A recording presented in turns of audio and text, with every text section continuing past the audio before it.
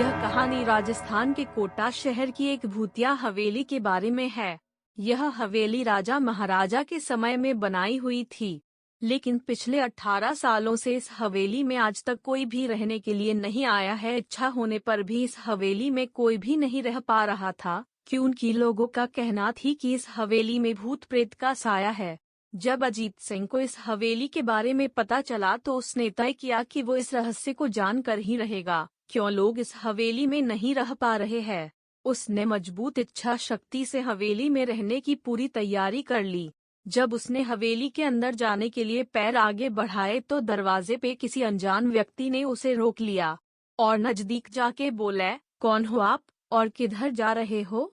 अजित सिंह ने जवाब देने के बजाय उसने सामने सवाल किया, जी आप कौन? मेरा नाम अर्जुन सिंह है और मैं यहीं पास में ही रहता हूँ।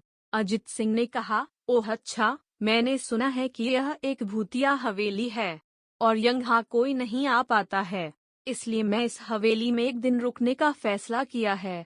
अर्जुन सिंह ने कहा, जी हाँ, आपने सही सुना है और आप भी अंदर मत जाइए, मेरी माने तो आप भी वापस लौट जाइए, यहाँ बहुत खतरा है। यह सुनकर अजीत सिंह खुश हो गया, जैसे उन्हें कोई लॉटरी लग गई हो। अर्जुन ने उसकी खुशी को देखकर बोला, आप क्यों खुश हो रहे हो? आपको तो भूत का नाम सुनकर डर लगना चाहिए।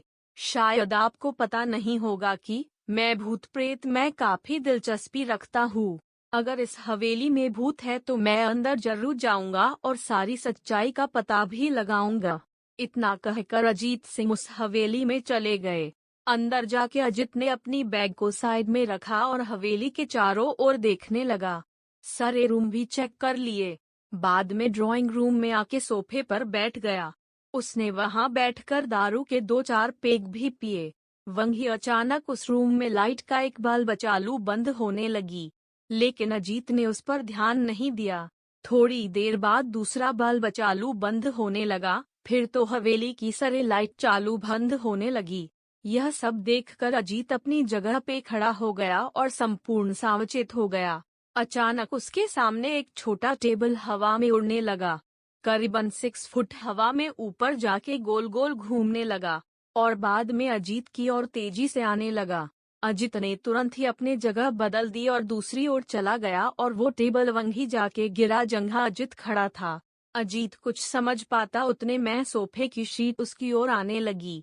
वो जल्द खड़ा हो गया और छलांग लगा के दूसरी ओर कूद गया, जिसके कारण सोफा दीवार को टकराया और अजीत बच गया। अचानक सब कुछ शांत हो गया। अजीत ने चारों ओर सतर्कता से देखा और बड़ी आवाज में बोला, तुम जो भी हो सामने आकर के बात करो। वहीं एक बड़ी परछाई उसके सामने आई। अजीत ने उस परछाई को देखकर बोला, कौन हो तुम और क्यों मुझे मारना चाहते हो? परछाई, तुम्हारी भूल के कारण। अजीत, मेरी भूल? मैंने कौन सी भूल की? परछाई, इस हवेली में आने की भूल। मैं किसी को भी इस हवेली में खुश नहीं देख सकता। अजीत, लेकिन क्यों? वो परछाई ने जवाब दिया, आज से 18 साल पहले इस हवेली के मालिक ने मुझे यहीं पे ही मार डाला था। मेरी कोई गलती भी नहीं थी। इस कारण की वजह से मेरी आत्मा इस हवेली में भटकती रहती है। मैं किसी को भी इस हवेली में नहीं रहने दूंगा, क्योंकि इस हवेली में मेरा खून हुआ था। इस हवेली में जो भी रहने के लिए आएगा उसकी मौत होगी।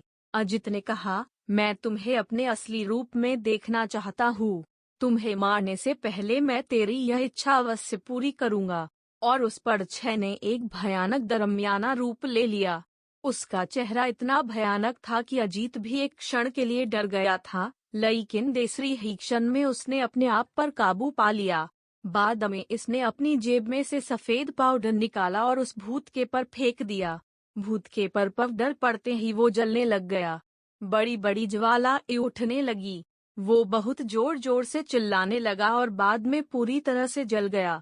उसके बाद अजीत ने चैन से सांस लिया और वहीं पर सो गया। दूसरे दिन सुबह जब अजीत को सही सलामत हवेली से बाहर आते देख अर्जुन को आश्चर्य हुआ।